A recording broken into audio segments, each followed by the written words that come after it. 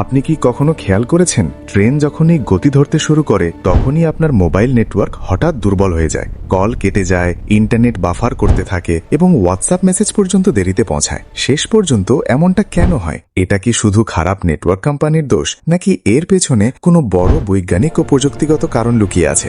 আজ আমরা এই রহস্যটাই সহজ ভাষায় বুঝব। প্রথমে বুঝে নেওয়া যাক মোবাইল নেটওয়ার্ক কিভাবে কাজ করে।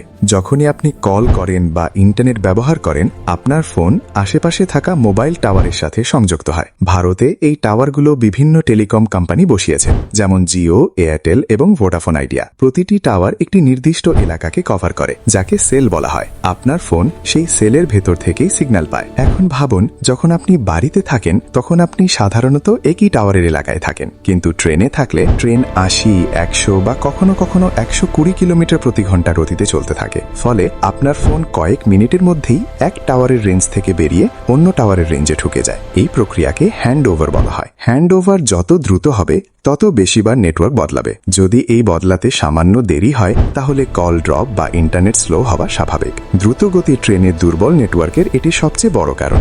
এবার দ্বিতীয় বড় কারণ, লোকেশন। রেল লাইন অনেক সময় শহর থেকে দূরে মাঠ, জঙ্গল, পাহাড় বা টানেলের মধ্য দিয়ে যায়। এসব জায়গায় টাওয়ারের সংখ্যা কম থাকে। উদাহরণস্বরূপ, যখন ট্রেন কোনো পাহাড়ি এলাকা বা দীর্ঘ টানেলের ভেতর দিয়ে যায় তখন সিগন্যাল প্রায় হারিয়ে যায়, কারণ টাওয়ারের সিগন্যাল সরল রেখায় চলতে যায় আর পাহাড় বা মোটা দেওয়াল সেটিকে আটকে দেয়। তৃতীয় কারণ হলো ট্রেনের বডি। বেশিরভাগ ট্রেনের বগি ধাতু বা লোহার তৈরি। ধাতু রেডিও সিগন্যাল অনেকটাই আটকে দেয়। এটিকে ফ্যারাডে কেজ এফেক্ট বলা হয়। যখন আপনি বগির ভেতরে বসে থাকেন তখন সিগন্যালকে আগে ধাতব গঠন পার হতে হয়, ফলে তার শক্তি কমে যায়। তাই অনেক সময় জানালার কাছে গেলে নেটওয়ার্ক একটু ভালো পাওয়া যায়। আপনি হয়তো নিজেও এটা লক্ষ্য করেছেন। চতুর্থ কারণ হলো নেটওয়ার্ক কনজেশন। ট্রেনে একসাথে শত শত মানুষ ভ্রমণ করে এবং প্রায় সবাই মোবাইল ব্যবহার করে।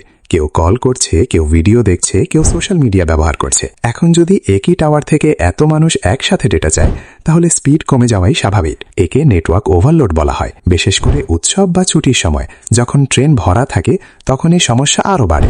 এবার প্রযুক্তির কথা বলি। ভারতে এখনও অনেক রুটে 4G নেটওয়ার্কই চলছে, যদিও কিছু শহরে 5G এসেছে, কিন্তু 5Gর রেঞ্জ কম এবং বেশি টাওয়ারের প্রয়োজন হয়। গ্রাম বা দূরবর্তী এলাকায় 5Gর কভারেজ এখনও সীমিত। তাই ট্রেন শহর ছাড়লেই ফোন আবার 4G বা কখনো 3Gতে চলে যায়, ফলে স্পিড কম মনে হয়। আরেকটি মজার কারণ হলো সিগন্যাল রিফ্লেকশন। ট্রেন যখন দ্রুত গতিতে চলে তখন আশেপাশের বিল্ডিং, গাছ বা বিভিন্ন কাঠামোতে ধাক্কা খেয়ে সিগন্যাল বারবার প্রতিফলিত হয়। এর ফলে ডপলার এফেক্ট তৈরি হতে পারে, যা সিগন্যালের গুণমানকে প্রভাবিত করে। তাই উচ্চ গতির চলাচলে নেটওয়ার্ক স্থির থাকে না। এখন প্রশ্ন, এর কোনো সমাধান আছে কি? হ্যাঁ, রেলওয়ে এবং টেলিকম কোম্পানিগুলো এ নিয়ে কাজ করছে।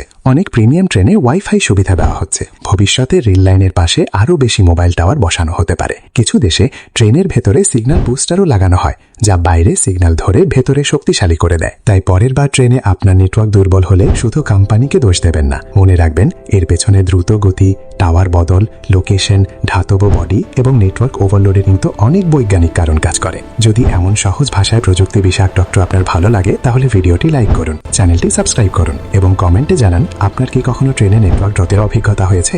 কারণ প্রযুক্তি সব জায়গায় কাজ করে, কিন্তু সব জায়গায় একইভাবে নয়।